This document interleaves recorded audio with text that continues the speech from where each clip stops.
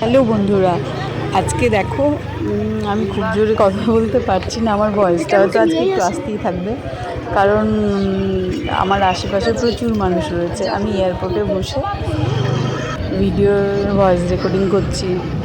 আমি লাস্ট যে খড়গপুরে আমি আর সৃষ্টি ঠাকুর দেখেছি সেটাই তোমাদের সাথে আজকে শেয়ার করছি। এই প্যান্ডেলটা গ্রিনারির ওপরে বেস করে হয়েছে।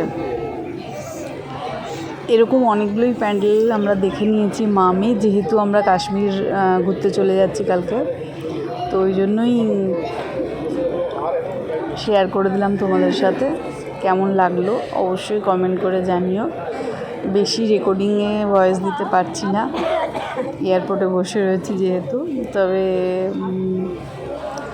পরের ভিডিওগুলোই অবশ্যই ডিটেলসে সব জানাবো।